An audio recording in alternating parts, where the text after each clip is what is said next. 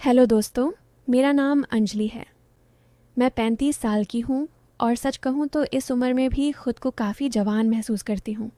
मेरी फिगर अभी भी वैसी ही है जैसी 25 की उम्र में थी। कमर पतली, छाती थोड़ी भरी हुई और चाल में वो लचक जो मर्दों की नज़रें खींच लेती हैं। गांव की हूँ मैं, लेकिन शहर में रहती हूँ अब, अकेली। मेरे पति की मौत हो गई थी 5 साल पहले और तब से अब तक मुझे किसी ने छुआ तक नहीं है। मैं बहुत अकेलापन महसूस करती हूँ क्योंकि मेरे भी कुछ अरमान हैं। मैं भी एक औरत हूँ। और हाँ, अगर आप भी मुझसे बात करना चाहते हो तो मैंने मेरा नंबर इसी वीडियो में बताया है, तो पूरी कहानी सुनो क्योंकि मेरा नंबर इसी कहानी में है। और हाँ दोस्तों, कहानी को पूरा सुनना क्योंकि कहानी के लास्ट में एक ऐसा मोड़ आएगा जो सबको चौंका देगा। हेलो दोस्तों, मेरा नाम अंजलि है। मैं 35 साल की हूँ। आज मैं आपको अपनी एक कहानी सुनाती हूँ जो मेरे और मेरे भांजे रवि की है। रवि मेरा जवान भांजा है, 22 साल का, कॉलेज में पढ़ता है। वो मेरे पास आया था कुछ दिन रहने और वो दिन ऐसे बीते कि खैर, सुनिए पूरी बात। मैं बताती हूँ सब कुछ धीरे धीरे जैसे हुआ था। थोड़ी मस्ती, थोड़ी हंसी और थोड़ा वो मसाला जो ज़िंदगी में आता है। बात उस दिन की है जब रवि मेरे घर आया। मेरी बहन ने फ़ोन किया था, दीदी रवि को शहर में कुछ काम है, कॉलेज का प्रोजेक्ट, क्या वो तुम्हारे पास रह सकता है 1-2 हफ्ते? मैंने हंसकर कहा, अरे क्यों नहीं, आ जाए, घर सूना पड़ा है, कंपनी मिल जाएगी। शाम को रवि आया, बैग लिए, मुस्कुराता हुआ।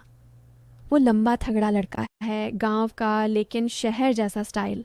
जीन्स टी शर्ट में आया था, बाल सेट किए हुए। मैंने दरवाज़ा खोला तो वो बोला, मौसी नमस्ते, कैसी हो? मैंने गले लगाया हल्का सा, लेकिन महसूस हुआ उसकी बॉडी कितनी सख्त है। अरे वाह रवि, कितना बड़ा हो गया तू। पहले तो छोटा सा था, अब तो मर्द जैसा लगता है, मैंने मजाक में कहा और वो हंस पड़ा। उस रात हमने डिनर साथ में किया। मैंने रोटी सब्जी बनाई थी, दाल भी। टेबल पर बैठे बातें करने लगे। मौसी तुम अकेली कैसे रहती हो? घर इतना बड़ा, कोई साथ नहीं? रवि ने पूछा, आंखों में थोड़ी चिंता। मैंने मुस्कुराकर कहा, अकेली क्या, तू आ गया ना, अब मज़ा आएगा, रात को बातें करेंगे, हंसेंगे। वो बोला, हाँ मौसी, मैं तुम्हारी मदद करूँगा घर के कामों में, तुम कहो तो मसाज भी कर दूँ, थक जाती होगी ना? मैं चौंक गई, लेकिन हंस दी। मसाज? वो तो अलग सा लग रहा था, लेकिन शायद वो मासूमियत से कह रहा था। अरे पागल, मसाज की क्या ज़रूरत, तू बस साथ बैठ, वो काफ़ी है। लेकिन मन में ख्याल आया, अगर वो सच में मसाज करे तो? नहीं नहीं, मैं मौसी हूँ उसकी। फिर भी बातों में वो था जो थोड़ा फीलिंग जगाता है। अगले दिन सुबह उठी तो रवि पहले से उठा हुआ था, किचन में चाय बना रहा था। मौसी तुम सो रही थी, सोचा चाय बना दूँ। मैंने देखा वो शॉर्ट्स में था, ऊपर बनियान। उसकी बाजुएं मजबूत लग रही थीं। वाह रवि, तू तो घर का काम भी जानता है, अच्छा लड़का है तू, मैंने कहा और चाय ली। हम बालकनी में बैठे चाय पीते हुए बातें। बाहर गांव जैसा नहीं था, लेकिन शहर की हवा में थोड़ी ताजगी थी। मौसी, तुम्हारी कमर पर वो टैटू कब बनवाया? रवि ने अचानक पूछा। मैं चौंकी। मेरी साड़ी थोड़ी नीचे सरक गई थी शायद। अरे ये, साल भर पहले, पसंद आया? मैंने मजाक में कहा। वो बोला, हाँ, अलग लगता है, मतलब अच्छा लगता है। अलग? वो शब्द सुनकर मैं हंस पड़ी, लेकिन अंदर से थोड़ा गर्मी सी महसूस हुई। तू भी ना, मौसी से ऐसी बातें, लेकिन ठीक है, तू जवान है, समझती हूँ। हम हंसते रहे और वो दिन ऐसे ही बीता। मैं ऑफिस जाती हूँ, छोटी सी जॉब है, लेकिन शाम को लौटती तो रवि घर संभाल लेता। शाम को मैं लौटी तो रवि ने कहा, मौसी आज मैंने तुम्हारे लिए स्पेशल कुछ बनाया। किचन में गया और एक प्लेट में फल काट कर लाया, सेब, केला, अंगूर। ये लो, ताज़ा करो खुद को। मैंने कहा, वाह, केला कितना बड़ा है, और हंस दी। रवि भी हंसा। हाँ मौसी, बड़ा और मजबूत, तुम्हें पसंद आएगा। वो बात अलग सी लग रही थी, लेकिन हम दोनों हंस रहे थे। मैं सोच रही थी, ये लड़का कितना शरारती है, लेकिन कुछ गलत नहीं कर रहा। रात को हम टीवी देखते, कोई फिल्म। एक दिन फिल्म में एक सीन आया जहाँ हीरो हीरोइन को गले लगाता है। रवि बोला, मौसी अगर मैं तुम्हें ऐसे गले लगाऊं तो? मैंने कहा, अरे पागल, तू मेरा भांजा है, लेकिन टच तो कर सकता है, फैमिली में क्या प्रॉब्लम? और वो उठा, मुझे टच किया। उसकी सांस मेरे कंधे पर लगी और मैंने महसूस किया उसकी बॉडी की गर्मी। लेकिन बस इतना ही, हम अलग हुए और हंस पड़े। मन में सस्पेंस था, क्या आगे कुछ होगा? लेकिन मैं खुद को रोक रही थी, वो मेरा भांजा है। दिन बीतते गए। रवि का प्रोजेक्ट चल रहा था। वो लैपटॉप पर काम करता, मैं उसके बगल में बैठती, कभी चाय देती। एक दिन वो बोला, मौसी तुम्हारी स्किन कितनी सॉफ्ट है, क्या राज है? मैंने कहा, अरे रोज़ नहाती हूँ अच्छे से, तू भी ट्राई कर। वो हंसा, मौसी साथ में नहाए? मैंने डांटा मजाक में, शैतान ऐसी बातें नहीं करते, लेकिन अगर मदद चाहिए तो बता। वो बातें ऐसी होती कि लगता कुछ होने वाला है, लेकिन कभी कुछ नहीं होता।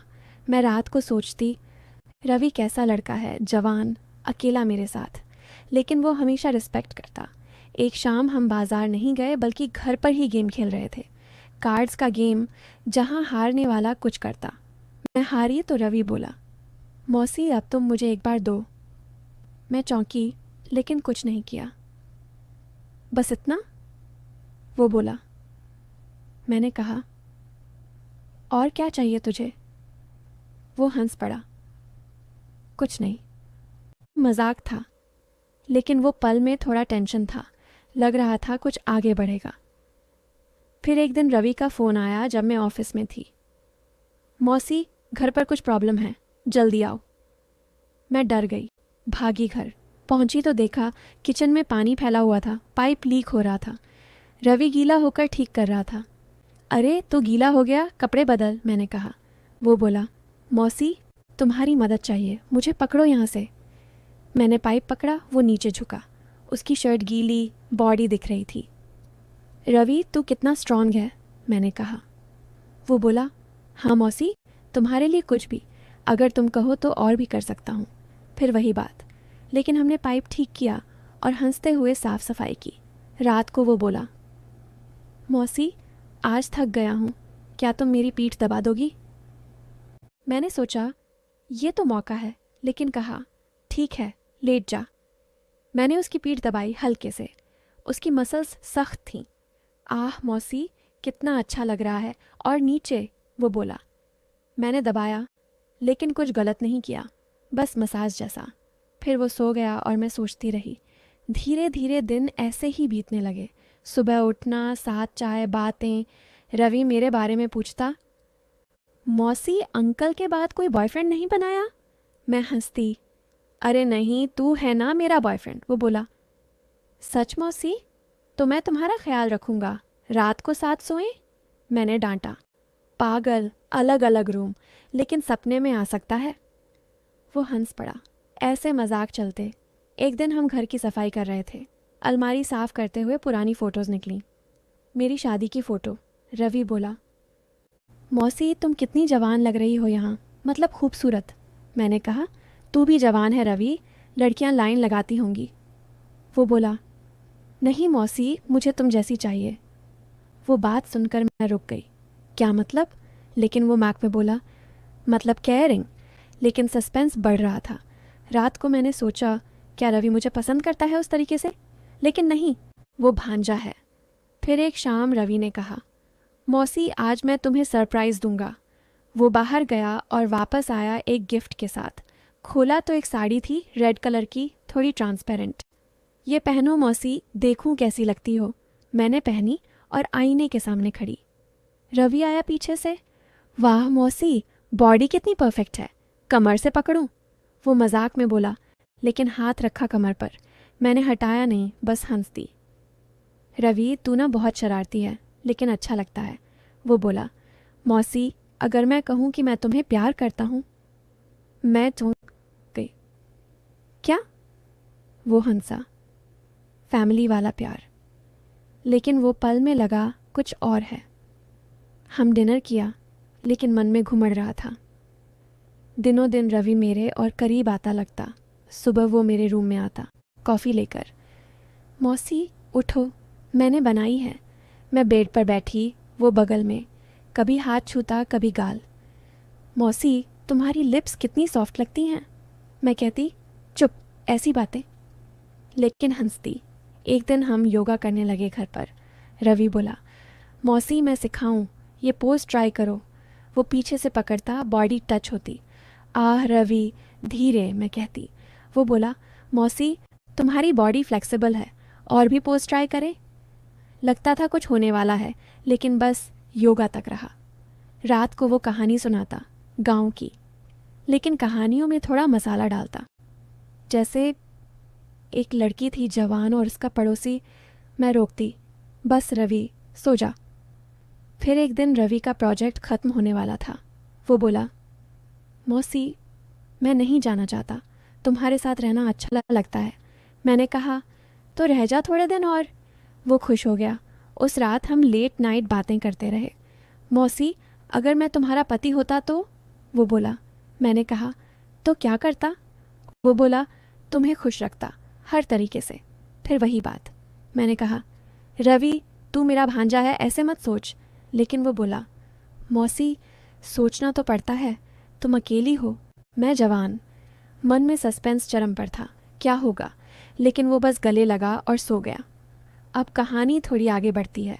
रवि रह गया और हमारा रूटीन जारी, लेकिन अब बातें गहरी होने लगीं।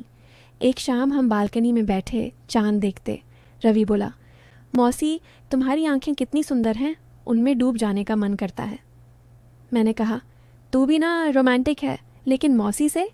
वो बोला, क्यों नहीं, प्यार तो प्यार है। मैं रुक गई। रवि क्या तू सच में? वो हंसा।